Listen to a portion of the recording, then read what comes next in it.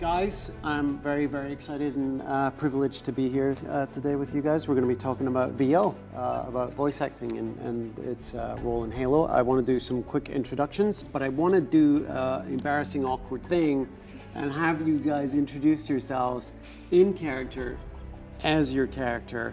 And I think we're going to start with EK, who arguably has the sexiest voice. I would agree. Yeah. I would agree. I mean, sorry. My shirt moved when he talked. Give us your name, but then introduce yourself as your character. Sure. My name is E.K. Amati, and I'm Spartan Jameson Locke. Ooh, that's going to be hard. Yeah. Can he introduce me? Yeah, I can. Yeah. Hi. Hey, I'm Darren O'Hare, Thomas Lasky. I'm Steve Downs, Spartan 117, Master Chief. And as a matter of fact, I do need a weapon. Wow. No, I really do. Well, Chicago, it's a rough time. Yeah. So, Wow. Hi, I'm Laura Bailey, and I play Spartan Olympia Vale. say something in Sang Healy. Oh, good. Yeah, good. I know that expression. That's Yeah. their word. That's their word for meh. I'm Travis Willingham, and I play Fred 104, Blue Team Leader. Oh, yeah. Damn straight. So we're really here to just have a conversation about VO. It's kind of a superpower that you have all these voices and that you have particularly charismatic and exciting voices to begin with. Do you guys ever abuse it, like when customer service calls and stuff like that? Like, I always think James Earl Jones might like totally abuse it all the time when he calls Comcast to say his cable's out. I mean, I know when I'm like calling down from a hotel room or something and I need something, I always put on like a lower voice. For some reason, I feel like that's going to get more of a response. More But of a if- club sandwich. Yeah, a better club sandwich. Yeah, I think so. I think You know? you're right. But if, Telemarketers. all right, if is telemarketers the call, jam. then I definitely, I answer as a little girl. Like a almost tiny every little time. girl. Can you creep us out a little by... Hello? Oh, hi, little girl. Are your parents home? I don't know where my parents are right now. You don't know where they are? No, they said they'd be back, but then they haven't come home, and I don't know where. And then you just kind of fumble with the phone a little bit like a kid. Knock it would on in their. the Yeah, shoe. Oh, that got way darker than I thought. Wow, I just overpower people. I didn't think of all that. I just get angry, like with telemarketers. It's like, who are you calling? Are you sure you want to talk to him? He's not here. Yeah, that would be tough. I think they have a rule where they can't hang up on Yeah. you, right? Yeah. You have to be the one to hang up first. Yeah. See, sometimes talk like this. What are you offering, ma'am? What are we talking about here? Can we negotiate some price? Darren, do you have any? I mean, Thomas Lasky's too new for you to pull that one. Right. on No, but I think you random. guys answer the phone way too much. Like, you gotta screen your call. That's true. There's that. That's only if you want to screw with somebody. Osiris, form up. Everyone ready? I want to take a step back. Obviously, Steve has been working on the franchise since its inception, and you probably recorded in 2000, but appeared in 2001, right? But EK is brand new to our franchise, but his story is a little bit more complicated because as we hired an actor called Mike Coulter to play Agent Locke for Nightfall, and then obviously become Spartan Locke. And actually, some of our fans have already reacted very positively and strongly to EK stepping into those shoes. How does it feel just stepping into, like, not only a new character, but like a kind of pre-existing real person face? It's weird because on the one hand, you know, as a voice actor, it's something I feel like I do every day. Yeah. You know, coming in and being somebody that I'm not in real life. On the other hand, it's a real person. You know, somebody that people are familiar with and there's a history there and so on. I think the character of Locke is something that I really gelled with immediately. And so as soon as I got there, it was like it all fell together and came out. We know that people love your voice, but how do you think you're going to deal with fans who are so protective of Master Chief, thinking that you're coming in to steal the limelight or arrest him, technically? Yeah, I mean, a lot of that is already happening. Yeah. People have been, you know, people love the Master Chief. I love the Master Chief. You know, I am a huge Halo fan and have I played every game. I know the story in and out. I've even read some of the books, you know, so I definitely sympathize with the fans that have that love for the Master Chief. And I don't want to take away from that. At the same time, you know, I have a job to do. You know? There's something there, you know, and Locke has a very clear directive and things that he has to deal with and understand in the context of not only like his story, but what's going on with Blue Team as well. Yeah. And I think EK does a fabulous job. It's just unfortunate that it didn't work out for Locke. You know, he just didn't really. Steve is not spoiling the game. These are lies. And actually, speaking of which, so Laura, you're actually kind of a big gamer yourself. Like, I'm not going to say geek, but kind of. I'm a geek. You can be pretty traditionally obsessive, compulsive gamer. Totally geek. How was it coming into Halo? Is there any different kinds of pressure versus other jobs? Or? I'm not gonna lie, I freaked out when in a good way. Such a good way. Yeah, I came home after I found out. Yeah, it was a big freak out to know that, you know, I was gonna get to be a Spartan. And growing up on Halo, and you know, my dad is a computer engineer, and that's how I like found my way into gaming, and he's always been a Halo fan. So there's just something about being able to like call home and say, I'm gonna have a face coming out of Spartan here. This is the most epic thing. Yeah. But there's pressure there too, because you definitely want to be able to do a good job. Right. I mean, and I put maybe more pressure on myself for this game than I have in previous projects because it's so important to me. Right. And there's a little bit of extra pressure on your character because you're a linguist in the game. Yes. You're an expert in alien languages and phonetics and all that stuff. Does it matter that that's a part of your character when you're doing it in terms of she's the communicator on the team? Definitely. I mean, it changes the approach of different lines because she doesn't come at a lot of the problems the same way other Spartans do because she might have a different perspective because she knows so much about other cultures. But it was really hard to speak Sangheili because, you know, they have 4 mouths. And I have 2. And so it's like you have to take that and make it, how would a human say these words? It's different. And and of course that's a big part of the story. And we were talking to Brian Reed, the lead writer, earlier today about that. And there's elements of the game where individual characters will have slightly different experiences, and those are relayed to the player obviously through VO in a lot of instances. But just to go back to something you said, you went home and you were able to tell people at home. Well, who else was at home and who? Yeah, so Travis and Laura. I know I just kind of referenced you for that. Yes. Travis and Laura are married. This is not a secret. But did you say what? Yeah. But did you guys find out at the same time that because you were cast as Fred, presumably a different time than the Olympia decision was made? Second? No, I was first. Right. Doesn't even matter. Remember? I was first. Because there was like this big long callback process. It was crazy. Right, yeah. And yeah, I remember being so excited, and then because you didn't think you were going to get to do this one because you did Spartan Ops before. Oh, that's right. And so you were so excited when you got to come in and do this game as well. I had a vendetta. Yeah. Point to prove. Well, your character Fred is there's a lot of fans out there who have probably pronounced idea of what Fred sounds like in their head, and you're not going to match that. How is that as an actor when you're coming in to play a part that people are super familiar with, but it's never been expressed in that media before? I think it's just like you said, you could put that undue pressure on yourself, or you could just go, there's no possible way that you're going to match that. Maybe for a select few, and for them, you're welcome. Like, that's exactly what I was thinking of. But otherwise, you just approach it like you do any other part, do the history, the research on the character, figure out what his relationship is with Chief, and that sort of informs what it's going to sound like, and then it's a collaborative process with everybody.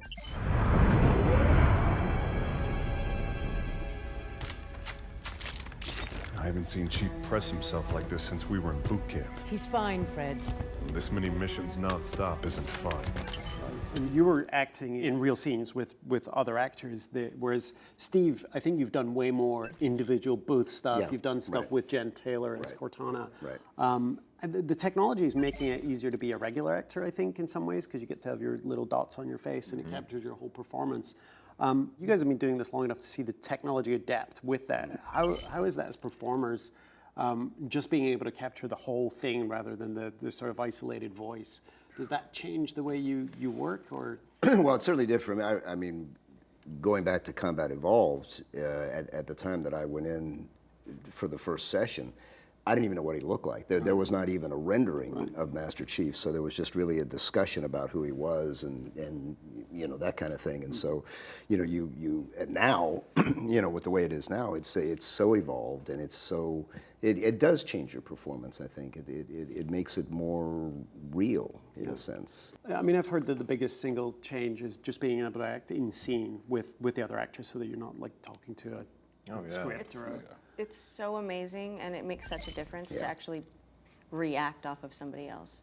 It makes it really entertaining too, because sometimes there are hollow versions of a character, whether it's, you know, Roland or if it's Lasky and we're communicating, and sometimes Darren will be off in the corner, you know, addressing all of us, but we're having to look somewhere else. So he'll start talking, and you'll see one person inevitably go like, "Nope, he's not there. He's over here." So we're always looking in the wrong place. There's a few takes blown on the first, Yeah, there's always the magic of the mocap, because we have to put rifles on our backs, and inevitably there's somebody that's not in a suit that's sitting back there, like a little goblin, just waiting to like grab the rifle as you put it behind your back. Yeah. Sierra 117 to infinity. Blue team has located Argent Moon. Signs of hostile activity, but she's still here. For the sessions for Halo 5 was, you know, the first time I could use a mic so that I could move, you know, so even when you're just doing voiceover, you can still be more physical with it than always having to worry about, you know, being in front of the mic which makes it easier to you know, be able to capture, you know, a more real performance, I think. Yeah. Makes for good B-roll too, because you're in the soundproof booth and you're like pointing at things. Well, I remember when we recorded that piece that aired a few months ago, where it's basically point of view Master Chief and then point of view Agent Locke. And we recorded those separately. I think we recorded them on the same day, but we were separate. And I always remember that, you know, as you're trying to focus on it, as I'm talking to Locke and EK's not there, there was a Fender Stratocaster in the studio, and he became Agent Locke to me. And by the time we were done with that session, that poor guitar, was like, I you know, thought I had to apologize. Really sorry, man, but. People probably think just as a snapshot view that VO acting is somehow easier than stage or screen acting. And I've found over the years it's the exact opposite, because you have to do so much heavy lifting in a performance because you don't have the visual tools to help support it. Do you guys find it easier or harder? You know, it's a whole different process. It's so different. It's And so that goes crazy. to like the mocap part of it Yeah. too. Just shooting is so different. It's so different. I feel like mocap is this weird mesh between film work, stage work, and VO work, because without one of those elements, the mocap is not going to come together in the right way. You know, there's a lot of film actors that come in that have only done film and they haven't done a lot of VO, and they'll get onto the mocap stage or they'll get in a booth, and film is so amazing at capturing thoughts.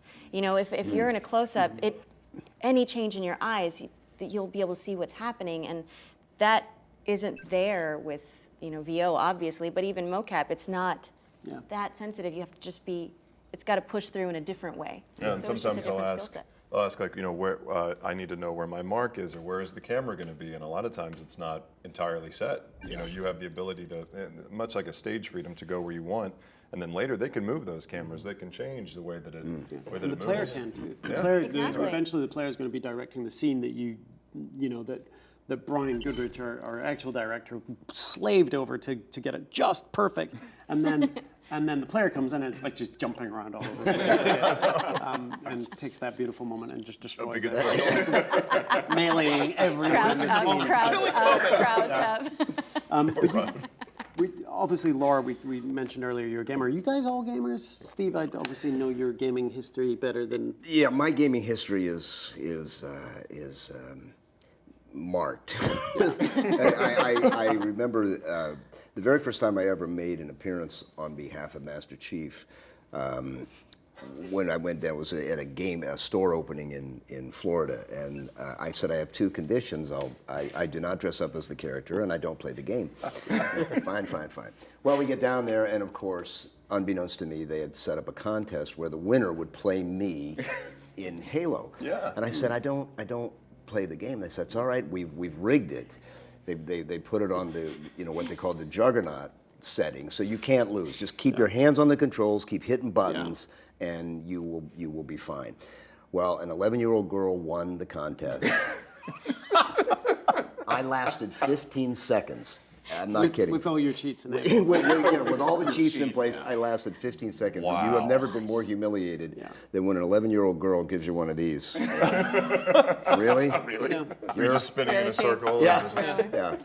Ike, you must have been a gamer as a kid, right? Like, I actually wasn't. My parents, I'm Nigerian, and in our culture, education is everything.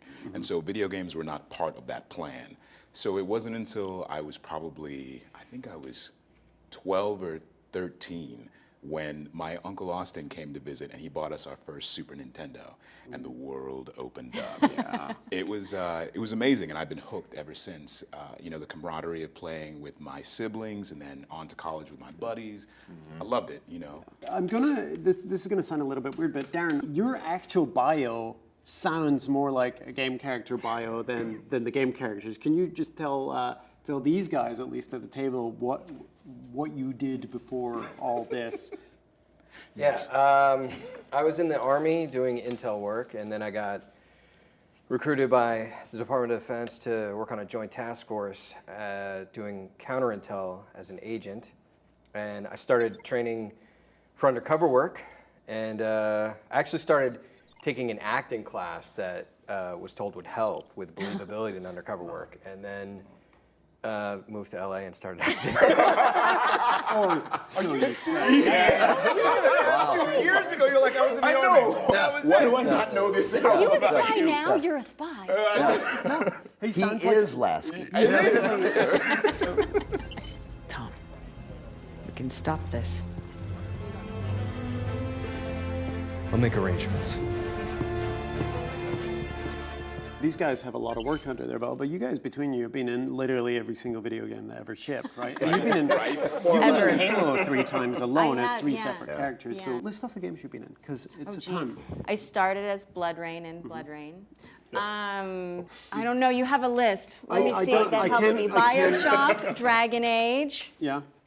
Street Fighter. Who were you in Street Fighter? Chun-Li. Chun-Li and Guile. Yes. I was Guile. But we're both awful at the Terrible game. at the Really, game. we just look like people jumping into each other. That's all it is. And then missing, and then going back. Do you guys have any favorite VO performers that you think of? Oh, there's a lot. So many. There's so many of them. I think actually, for me, I just finished playing The Last of Us, and Troy Baker in The Last of Us. Yeah. I was blown away. But I grew up on Mark Hamill. His Joker, I feel like, sets a bar that has still never been. And we have him reached. in Hunt the Truth. I almost gleeked out on the spot when I found out that he wanted to do it. In fact, so what about you, Darren? Any? Tudyk's a great one. I was just talking about him, and I see a lot of cartoons now because I have 3 kids. I had 3 kids between Halo 4 and 5. Which is a lot. Wow. Yeah, it's impressive. I had one almost during 4, right at the end of 4, I had one, and then just had twins. So we see a lot of cartoons. Yeah. A lot of Travis too. I hear a lot of Travis in cartoons. That's right. A lot of Sophia at your house. That's right. Yeah. Steve, any vocal Well, performances with of course everybody at this table. Well, naturally. Needless to say. Except me.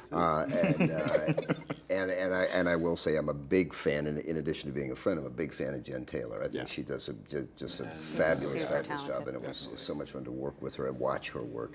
But Keith David, I met Keith for the first time this year, and was a total geek. I was a total, I am not worthy. I just think he's just a giant of a voice talent and a great actor, and it was and as it turns out, a heck of a nice guy. But it was fun to meet him. It was fun to be a fan, in that regard. The spies announce themselves now, Agent Locke. I'm a Spartan now, sir. I know who you are. To take it back old school for me, Chris Sabat is a fantastic actor in the anime world. Yeah. And one of my favorite shows in college, when I started to realize that you could even perform voiceover as a career for an actor was Dragon Ball Z that was playing on Toonami back in the Cartoon Network days.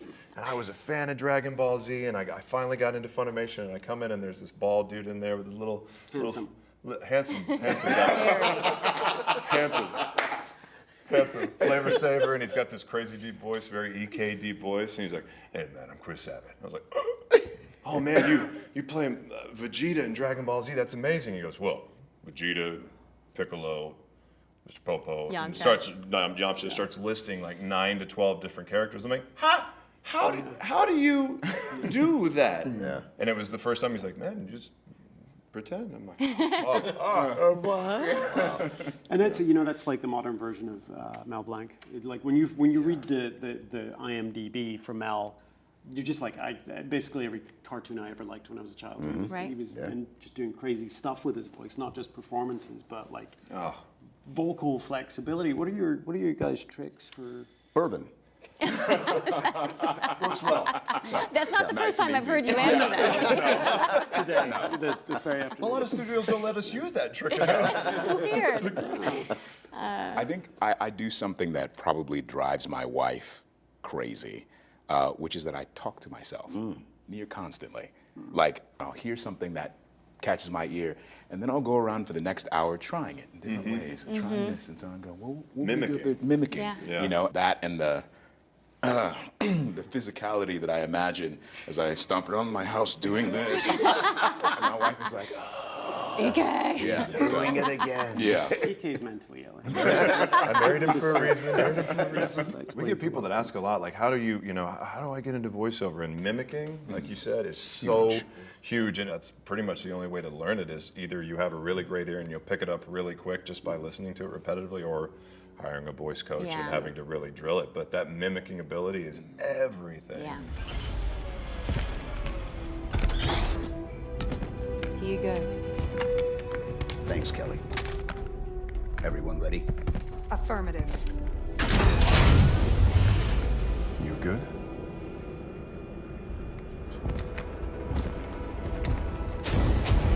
Blue team, fall out.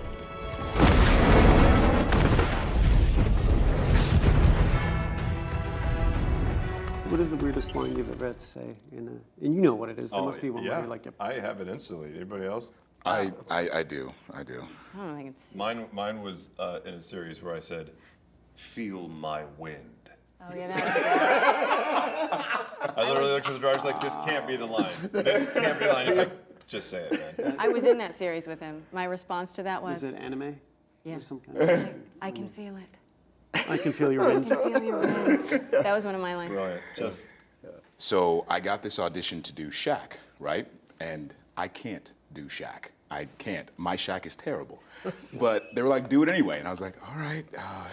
So my Shaq sounds like this. That's what it sounds like. I knew it was going to be good. I like it. I Sounds like terrible. it. And so I got it, and I was like, oh, no. Why did you pick me? Now I have to do it. It was for, do you remember when he was doing Icy Hot? yes. Yes. Yes. it is. Still is. And so, yeah. I remember Shaq Fu. I go all the way back. So I spent a lot of time talking about rubbing myself and touching myself and putting it in the right place. It was like half an hour of that before we actually got to the 3 lines. It was terrible. Yeah, so Thing ever. I don't want you to talk in your normal voice. That's how you should answer the phone when Comcast. Exactly. Wait a minute. I forget the exact line I said, but I remember I was on fire and I was yelling at somebody who lit me on fire in a game. On fire is always good. Yeah. It's the most panic thing you could do. Yeah. You're on fire while being stabbed in the back and your leg's broken. Right. You know. Okay, that was good. Now, give me. You were being electrocuted, and then somebody throws a hatchet and takes your head off. The actual game was you are set on fire, and then the alien mandibles grab you, pick you up, shake you, and then snap you in half. Yeah. I was like, can I take a picture of that? And just snapped it. Like, wait till the game comes out. I'm like, So I know you guys, obviously the most important thing in your whole career is Halo 5. Steve, your situation's interesting because you just retired. Congratulations. Yes, I did. Thank you very much. But what is your experience playing the Master Chief been like, and what has it meant to you? It's been an incredible journey, one that I could not have possibly imagined the day that I walked into the studio and 2000 to record Halo Combat Evolved. To say it's been a life-changing experience would be a understatement. And to grow with this character and become a part of him in a way. And quite frankly, it's been an honor that as he's evolved and as the game has evolved and Master Chief has evolved, to be able to grow with this character. And you know, you'd like to think that there's a little bit of yourself in these characters, especially when you get to play a recurring role. And I've often said it's the fulfillment of a childhood fantasy. I mean, who among us didn't sort of fantasize, you know, that you were Superman or you were Batman or you were Spider-Man when you were a kid, and then yay, these many years later, that you actually get to have a part in a role of an iconic character. It's been life-changing, and as I said, an honor to be a part of it. You guys have 14 years to catch up. It goes by like that. So I've had a fantastic time today. I hope you guys have enjoyed it as much as I have. And I just wanted to say thank you again to our amazing special guests who've made our game more special with their involvement. Ike Amadi, new to the series, but already an old friend and someone you guys are going to get to know and love. We have Darren O'Hare, always a joy, the best captain this side of Kirk, I think. The incomparable Steve Dance, the Master Chief, and the voice of our game. And the voice of our universe, to Laura Bailey, who is one of the most talented voice actresses in the business and absolutely an integral part of our universe going forward, and to Travis, who is the tallest person at the table, but not necessarily with the deepest voice. So I think there's going to have to be a voice off. I just want to say thanks to you guys again for your passion, your energy, and everything that you've committed to this game and made it what we think is the best Halo ever, and we couldn't have done it without you. So thank you. Can't wait. Yeah. Can't wait to play.